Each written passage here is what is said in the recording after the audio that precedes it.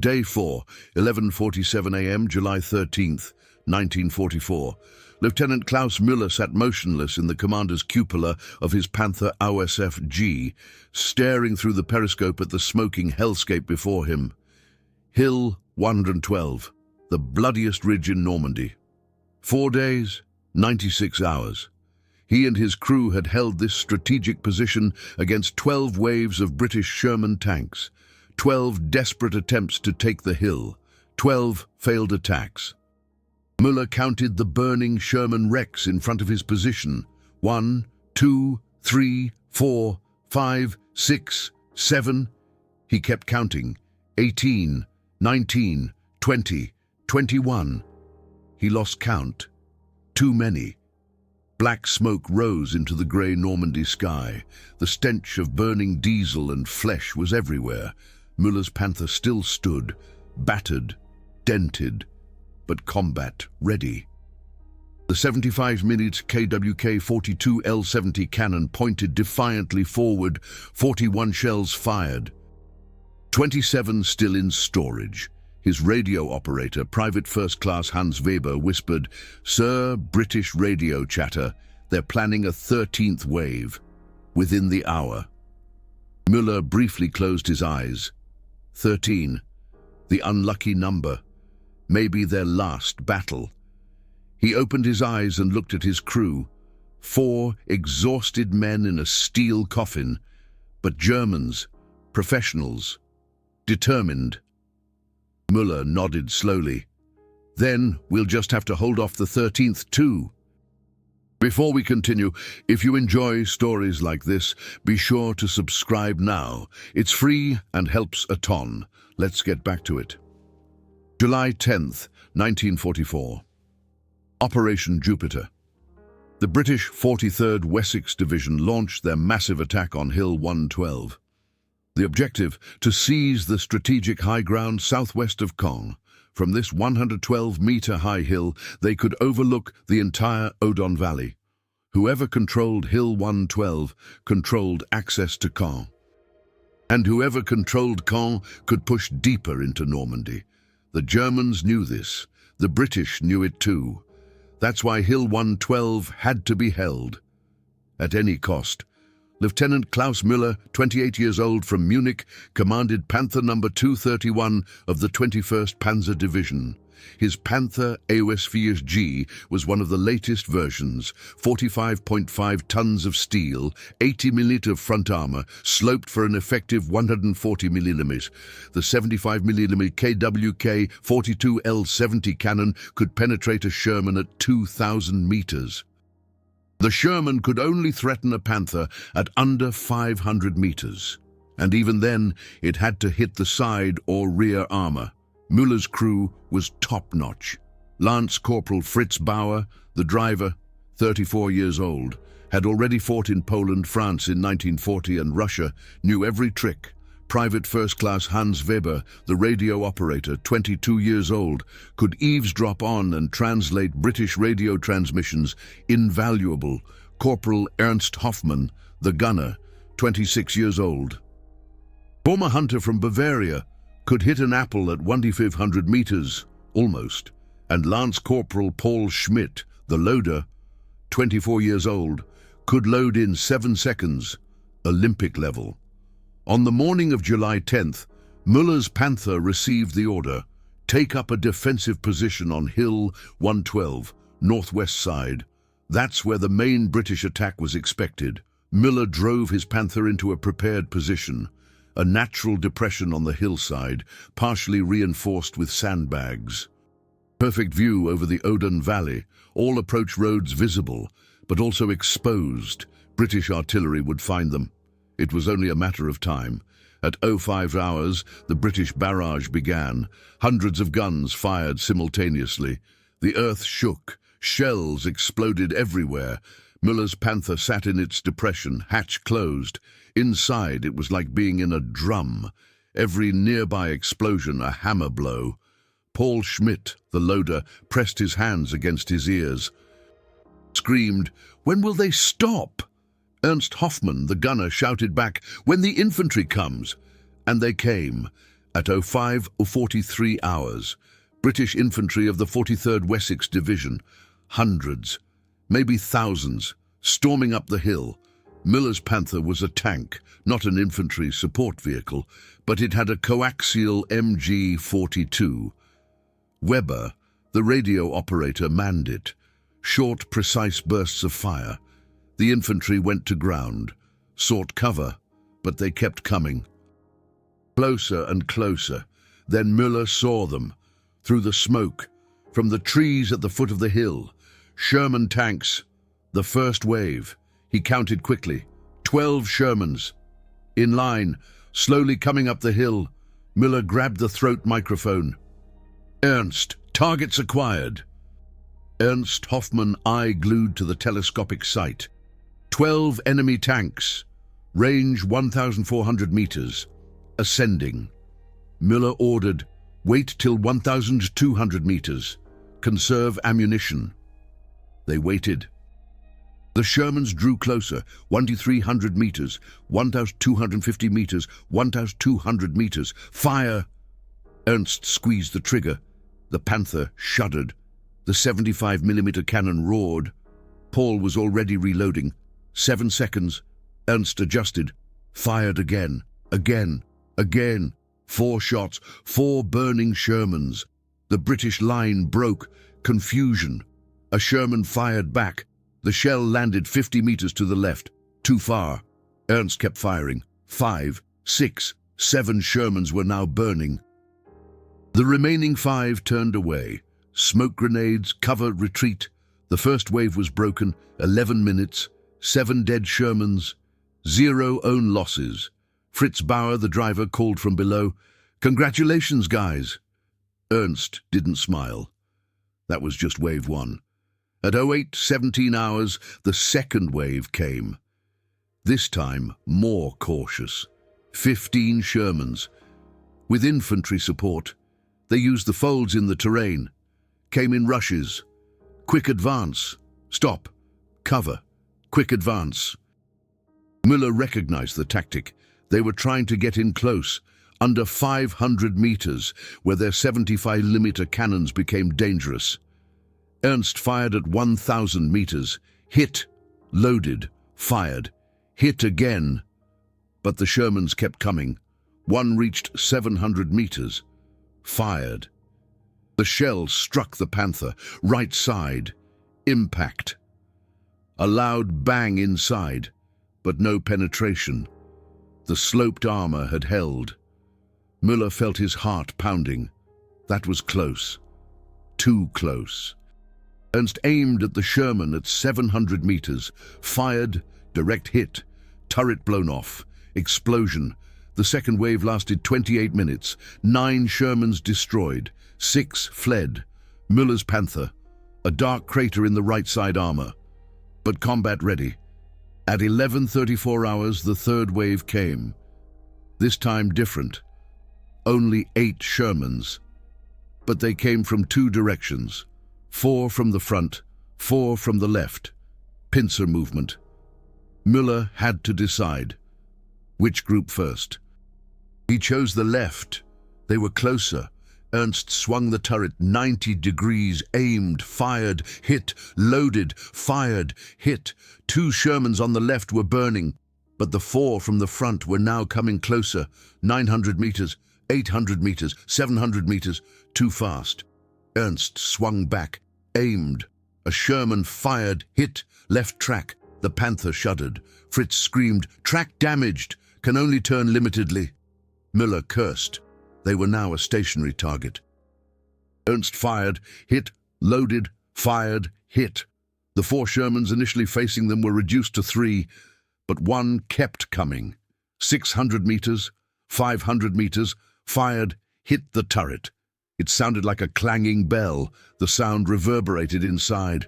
Paul screamed. Blood ran from his nose, but he was alive. Ernst aimed through his tears. Fired. 480 meters. The Sherman exploded. The third wave was repelled, but the price: damaged left track, limited mobility. Paul Schmidt with a concussion. And only 51 rounds left. At 2:02 p.m., the fourth wave arrived, 10 Shermans. And now the British understood. They weren't coming head-on. They were attacking from blind spots, using the Sherman wrecks as cover. Müller's vision was obstructed. Ernst couldn't get a clear shot. Müller had to improvise. "Fritz, can you still move the Panther?" Fritz replied, "Right track works, can turn in circles, but can't drive straight." Müller nodded. "Then we'll turn." Fritz engaged only the right track. The Panther began to rotate in a circle, slowly, like a wounded animal. But it worked. Ernst acquired new angles, saw Shermans behind wrecks, fired, hit, loaded, fired, hit. The rotating Panther confused the British. They didn't expect a damaged tank to maneuver like that. 3 Shermans burned before they realized what was happening. The remaining 7 retreated. Fourth wave repelled, but Müller's crew was at its limit. 4 waves. 24 hours of combat, no break, no sleep, just adrenaline and duty. Day 2, July 11th, 6:15 a.m., 5th wave, 20 Shermans. The British were throwing everything at them now. Müller counted them through his periscope. Too many, way too many. Ernst whispered, "Sir, we can't take on 20. Müller replied calmly, "We don't have to. We just have to take out enough that they give up." The 20 Shermans advanced in staggered formation, 5 in front, 5 on the left. 5 on the right, 5 in reserve behind, professional. Müller realized this wasn't an improvised attack anymore. This was coordinated. He radioed to the division. "Panther 231, 20 enemy tanks approaching, require support." The response came after 20 seconds. "No support available. Hold your position." Müller put down the microphone, looked at his crew. 4 men, 4 Germans, 4 soldiers who knew their duty. He simply said, "Guys, we're alone, but we're not beaten." Ernst nodded. Paul nodded. Hans nodded. Fritz nodded. They were ready. The battle began at 6:22 a.m. Ernst fired first at the 5 leading Shermans. Hit, loaded, hit, 2 burned. But the other 18 kept coming, from all directions. Müller's Panther continued to rotate in a circle. Fritz steered only with the right track. Slow rotation, but constant. Ernst fired rhythmically. 7 seconds between shots. Paul loaded mechanically, automatically. No more thoughts, only actions. The Shermans got closer. 800 meters, 700 meters, 600 meters. They were all firing now. Shells impacted everywhere. 1 hit the front armor, ricocheted. 1 hit the turret, crater. 1 hit the engine compartment. Fritz yelled, "Engine damage! Temperature's rising!" Müller yelled back, "Doesn't matter, keep going!" Ernst fired. 11 Shermans were burning now, but 9 kept coming. 500 meters, critical distance. A Sherman shot penetrated the side armor. Low, not vital. But smoke was pouring in. Hans, the radio operator, coughed. The whole crew coughed. But Ernst kept firing. 12, 13, 14 Shermans burning. The remaining 6 fled. 5th wave repelled. Price, damaged engine. Penetrated side armor. 4 men with smoke inhalation, but alive. At 9:47 a.m., no 6th wave came. Instead, artillery. British 25-pounders, hundreds of shells, directly on Müller's position. Müller ordered, "Everyone down, under the tank." They crawled out of the turret. Lay under the 45-ton Colossus, clinging to the tracks. Shells exploded everywhere. Earth rained down on them. Shrapnel whizzed by. A piece of shrapnel hit Fritz in the leg. He screamed. Paul crawled to him, tore open Fritz's trouser leg. Flesh wound, deep, but not life-threatening. Paul tied his belt as a tourniquet. The artillery fire lasted 1 hour and 17 minutes. When it stopped, the 5 men crawled back up, saw their Panther, craters everywhere. The camouflage netting was gone. Sandbags ripped to shreds, but the Panther stood, damaged, battered, but battle-ready. Fritz limped, could barely walk, but could still drive. Müller helped him into the driver's seat, asked, "Can you keep going?" Fritz nodded. "As long as the Panther moves, I'll drive." At 1:19 p.m., 6th wave, 15 Shermans, mixed with British Churchill tanks, 8 Shermans, 7 Churchills. The Churchills had thicker armor, slower, but harder to crack. Ernst adjusted his sights. The Shermans first, faster targets, more dangerous. He fired, hit, loaded, fired, hit. 3 Shermans burned. But a Churchill was approaching, 900 meters, fired, hit Müller's Panther on the turret. This time a hard blow. A crack formed in the turret weld, not penetrated, but weakened. Ernst aimed at the Churchill, fired, hit the front, ricocheted. Churchills had 150 millimeters of frontal armor, too thick for a frontal hit. Ernst aimed lower, tracks, fired, hit. The Churchill stopped, immobile. But its gun still worked.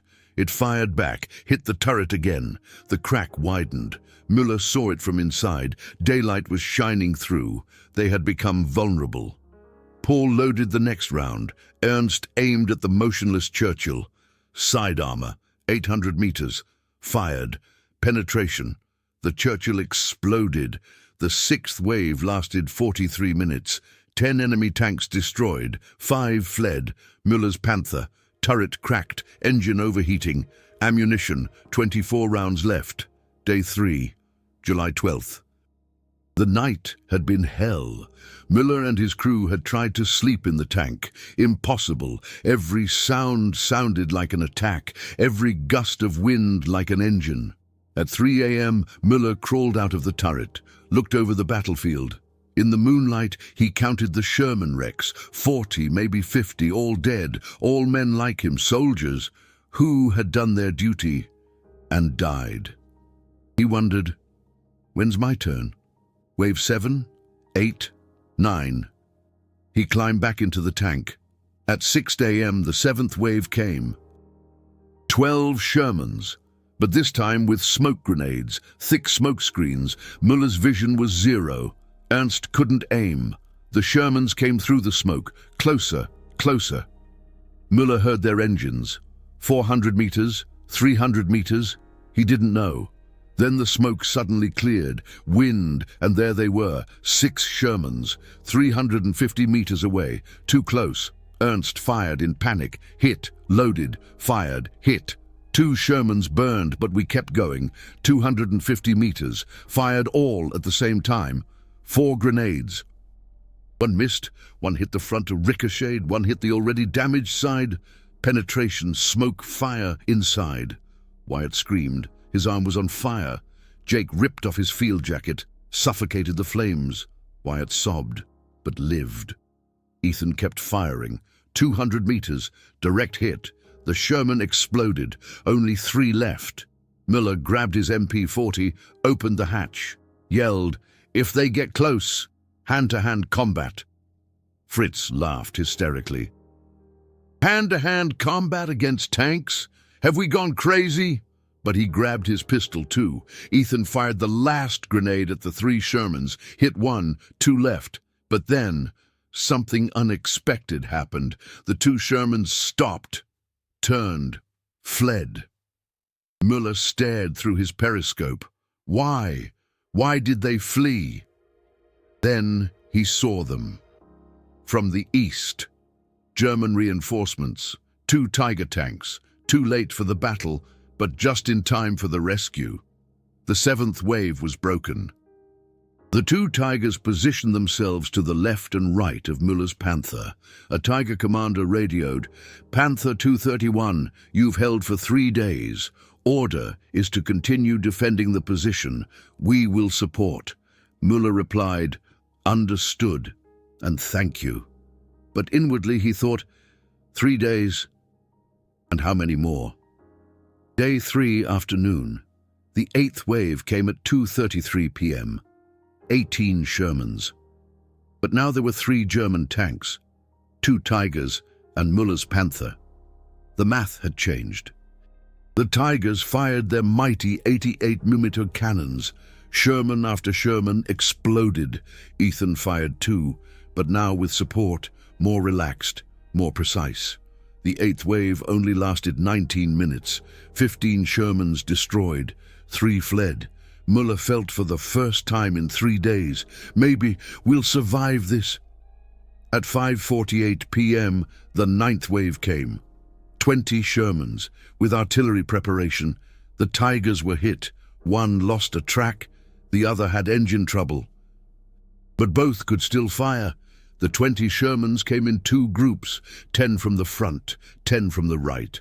The Tigers concentrated on the front. Müller took the right. Ethan fired. 18 grenades left. Hit 1. Loaded. Fired. Hit 1. 4 Shermans on the right were burning. The other 6 kept coming. 600 meters, 500 meters. A Sherman fired, hit Müller's already cracked turret. The crack became a hole, a 20 centimeters hole in the turret. Daylight, vulnerability. But Ethan kept firing. 5, 6, 7, the 9th wave was broken, but Müller's Panther was at the end.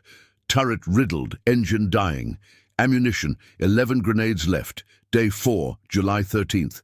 The 10th wave came at 8:12 a.m. 15 Shermans. Müller's Panther was still standing. The 2 Tigers too.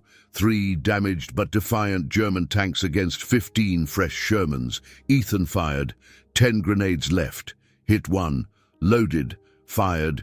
9 grenades left. Hit 1. The Tigers fired 2. Their 80-millimeter cannons were devastating. Sherman after Sherman. The 10th wave broke after 26 minutes. 8 Shermans destroyed, 7 fled. At 10:47 a.m., the 11th wave came, 13 Shermans. With crocodile flamethrower tanks, the flames reached the German positions. Heat, smoke, but the tanks were out of range. Ethan fired at the flamethrower tanks, hit 1, the flames stopped. The Tigers fired at the Shermans. The 11th wave lasted 33 minutes. 9 Shermans destroyed, 4 fled. Müller's ammunition, 5 grenades left. At 11:34 a.m., the 12th wave came. 10 Shermans, the last reserve of the British, all or nothing. They came fast, aggressively, desperately. Ethan fired. 4 grenades left. Hit 1. Loaded. Fired. 3 grenades left. Hit 1. The Tigers fired 2. But 1 was penetrated.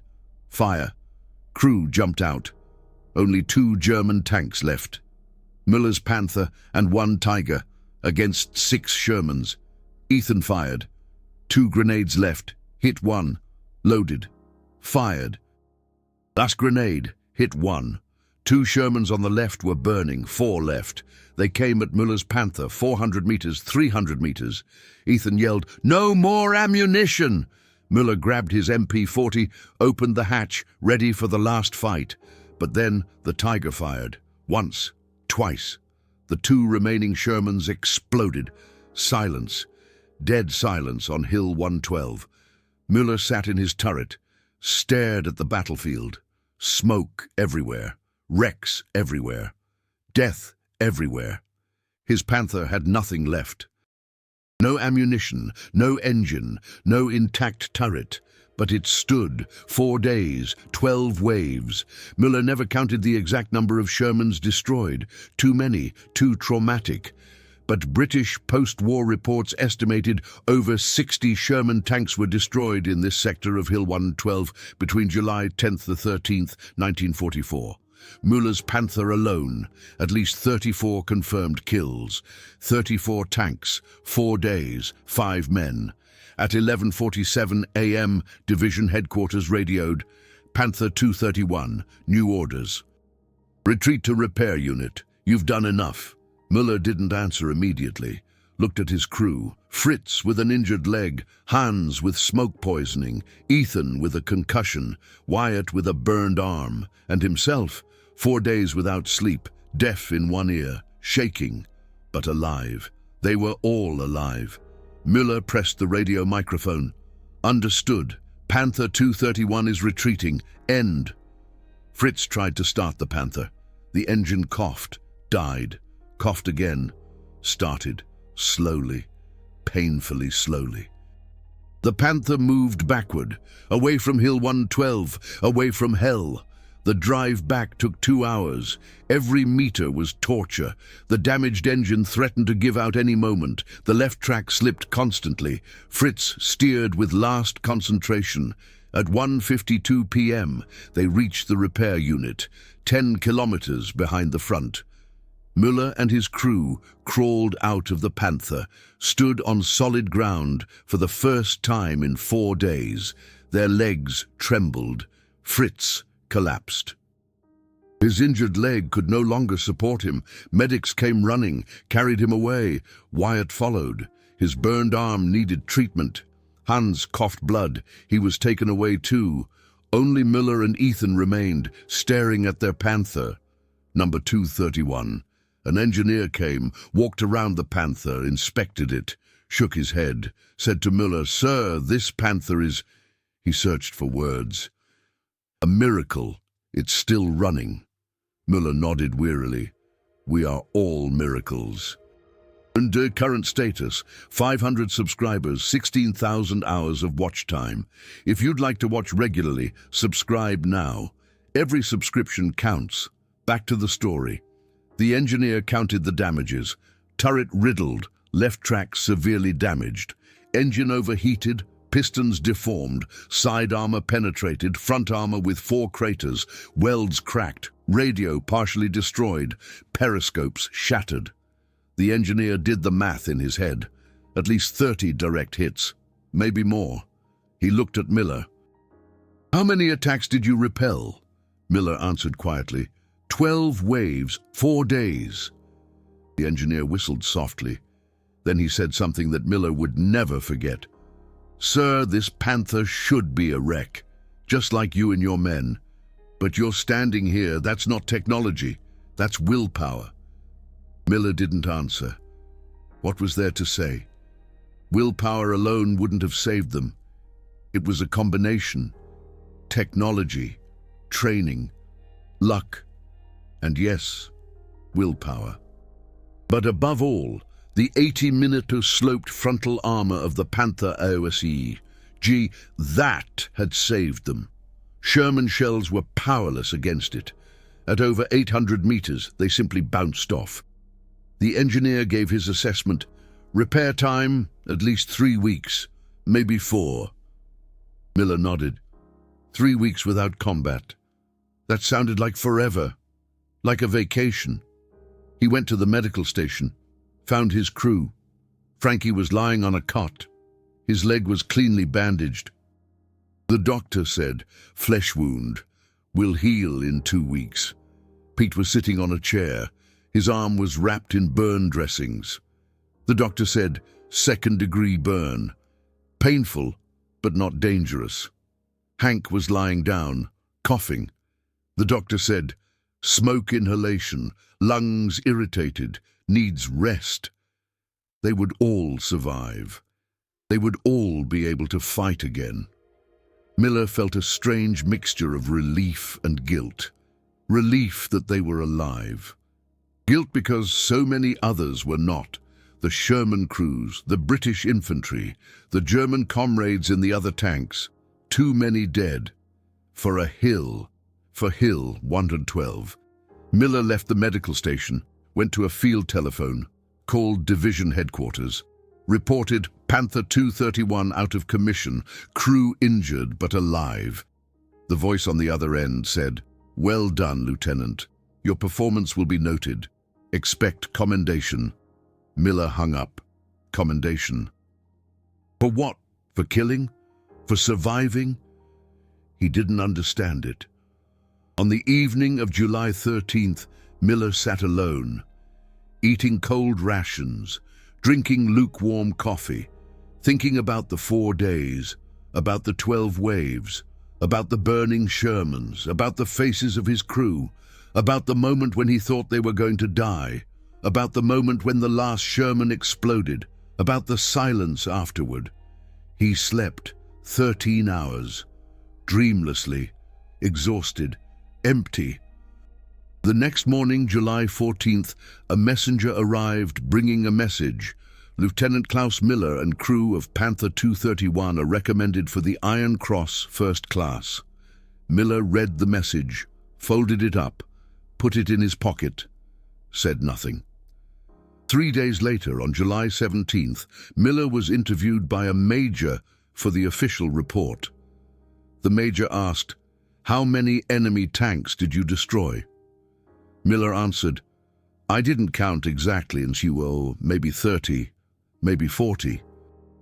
The major wrote 34 confirmed kills. Müller didn't correct him. Numbers were just numbers. The major asked, "What was the decisive factor in your success?" Müller thought about it. Then he answered honestly, "The armor of the Panther, the KWK 42 L70 cannon, the training of my crew, and luck. A lot of luck." The major nodded, wrote everything down. Then he asked, "Would you defend the same position again?" Müller looked at him for a long time. Then he answered, "If ordered, yes, but I wouldn't choose it." The major understood, didn't write anything more, said goodbye, left Müller alone. On August 7th, 1944, Müller was awarded the Iron Cross First Class. The ceremony was small, only his crew and a few officers. The commander pinned the cross on him, said, "Lieutenant Müller, your defense of Hill 112 will go down in history. You and your men have proven what German soldiers are capable of." Müller saluted, said, "Thank you, sir," but inwardly he thought, history? This wasn't history, this was hell. The British post-war reports later confirmed the German version. Hill 112 was one of the bloodiest battles of Normandy. Over 2,000 Allied soldiers were killed or wounded. German losses were similarly high. Tank losses were extreme. The British lost over 100 Sherman tanks in the sector. The Germans lost about 40 Panthers and Tigers. But some tanks, like number 231, held out longer than expected. Much longer. Hans von Luck, who actually fought in Normandy, later wrote in his memoirs about the tank battles, "The Sherman crews were brave, recklessly brave. They came wave after wave, knowing that they were inferior, came anyway. That wasn't stupidity, that was duty. And we respected them for it." These words summed up what Müller felt. Respect, not hatred. Respect for men who did their duty. Even if it cost them their lives. Panther number 231 was repaired after 4 weeks, returned to service, continued fighting in Normandy. Then during the retreat through France, then in the defense of the German border. Müller and his crew stayed together, Frankie, Hank, Ernie, Pete. 5 men who had survived Hill 112, welded together by 4 days of hell. On April 15, 1945, 1 month before the end of the war, Panther 231 was hit by American artillery. Total loss. The crew survived, went into American captivity, were released in January 1946. Müller returned to Munich, found his hometown in ruins. But slowly, it was rebuilt. He worked as a mechanic, got married, had 2 children, lived a normal life, but the dreams kept coming back. The burning Shermans, the 12 waves, the stench, the fear. Frankie became a bus driver in Stuttgart. Hank worked in a printing shop in Hamburg.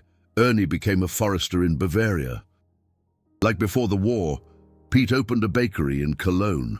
They didn't see each other often. Life went on. But once a year, on July 13th, they called each other, talking about everything except Hill 112. But they knew. They all knew. They had survived hell together. In 1978, 33 years after the end of the war, the 5 men met again, in Caen, in Normandy. They visited Hill 112. The hill was now peaceful. Fields, cows, a small memorial for the fallen. British and German. Müller stood at the edge of the hill, looking over the Odon Valley, trying to imagine the position of his Panther. There? No, further to the left or to the right. He didn't know anymore. The memory was blurred. Only the emotions were clear: fear, exhaustion, and a strange pride. Not pride in killing, but pride in surviving, in the camaraderie, in the 5 men who stuck together when everything was falling apart. Frankie said quietly, 33 years, feels like yesterday. Hans nodded. Ernst said nothing, just stared out at the fields. Paul wiped away tears. Müller placed a hand on Paul's shoulder, said, "We did it. We're here. That's enough. To be honest, the channel needs 1,000 subscribers to continue growing. Right now, we're at 500. If you enjoy this detailed historical work, be sure to subscribe now. Every subscription brings us closer to more archival research and deeper documentaries. They found an old Sherman wreck, rusty, overgrown. A French farmer had never bothered to remove it. Too expensive. Too much trouble. Müller touched the metal. Cold. Dead. But once a human being lived inside. Laughed. Hoped. Fought. Died. Müller whispered in English, "I'm sorry." The other 4 men understood. They all felt it. Guilt. No, not guilt, but regret. Regret that it had been necessary, that men had to die, for hills, for strategies, for wars they didn't start. They left Hill 112 that evening, drove back to Germany, never spoke of it again, but they carried it with them, every day. Klaus Müller died in Munich in 2003, 87 years old, a quiet death, no newspaper reports. At his funeral, there were 3 old men, Fritz, Hans, Paul. Ernst had died 3 years earlier. The 3 survivors stood at the grave, said little, but one said softly, "He was the best commander, kept us alive when all seemed lost." The others nodded. That was enough of an obituary. Today, there's a memorial stone on Hill 112 for the fallen on both sides, British and German. Over 3,000 names, too many, far too many. But Panther number 231 and its crew are not listed there. They survived. 5 men, 1 tank, 4 days, 12 waves. This is their story, not glorious, not heroic in the Hollywood sense, but real, painfully real, the story of men who did their duty, not because they loved war, but because they loved their comrades, because they had to endure, because giving up was not an option. Military analyses after the war examined the Panther-Sherman encounters extensively. The result was clear. On open ground, at distances over 800 meters, the Panther was superior. Sherman crews had to get close, under 500 meters, and even then, they had to hit the sides or rear. From the front, the Panther was almost invulnerable to the 75mm Sherman cannon. But the Allies had something more important than tank superiority: numbers. For every Sherman destroyed, 3 new ones arrived. For every soldier who fell, 10 new ones came. Germany couldn't afford that, couldn't produce Panthers quickly enough, couldn't train crews quickly enough. The war was a numbers game, and Germany was losing. Panther 231 and its crew were an anomaly, a statistical exception. They lasted longer than expected, destroyed more than expected, survived when they should have died, but they didn't change the outcome of the war. Hill 112 fell on August 4th, 1944. Despite all the defense, despite all the sacrifices, the Allies took the hill and marched on. The war continued. But for Müller and his men, Hill 112 was the defining moment, the moment that shaped them forever. These aren't just statistics from dusty archives. These are the moments that decided the fate of millions. Real soldiers, real fear, real consequences. These stories must never be forgotten.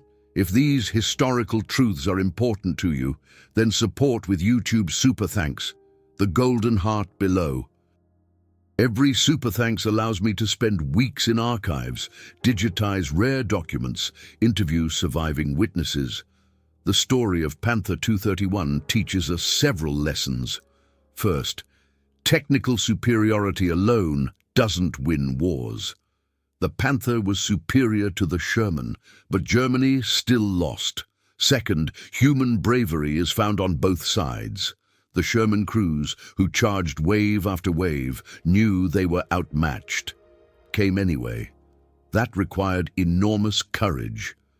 Third, war stories aren't black and white, not good versus evil, but men against men, soldiers against soldiers, humans against humans, all doing their duty, all suffering, all hoping to survive. Fourth, survival requires teamwork. Müller alone would have accomplished nothing. Fritz's driving skills, Hans's radio intelligence, Ernst's aiming accuracy, Paul's loading speed. Together they were strong, separated they would have died. Fifth, even in victory there are no winners in war, only survivors and dead. The modern German army still teaches about Hill 112 today, not as glorification, but as a case study. How do you defend with limited resources? How do you use terrain advantages? How do you maintain morale under extreme conditions? The answers are complex, but one thing is clear: training and discipline are crucial. Müller's crew was excellently trained. That saved them. British military academies also study Hill 112, but from a different perspective. What went wrong? Why so many casualties? The answers: inadequate reconnaissance, underestimation of German tank capabilities, too aggressive tactics without sufficient support, lessons that were later applied in Northwest Europe, with Firefly Shermans, with better coordination, with more caution. The story doesn't end in 1945 or 2003. It lives on. In museums where Panther tanks are displayed, in books about Normandy, in documentaries about World War II, in the hearts of the few still living veterans. And now, in this narration, so that people know, war isn't glorious, isn't exciting, isn't like in the movies. War is terror, is suffering, is death. But sometimes, in rare moments, war also shows the best in humanity: camaraderie, courage, perseverance, self-sacrifice.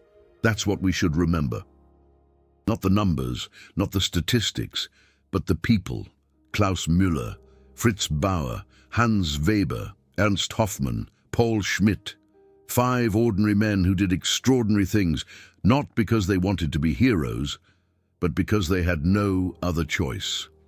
That's the true story of Panther 231 on Hill 112, 4 days, 12 waves, 5 survivors. And a lesson that must never be forgotten: wars are fought by humans, and humans are more than statistics.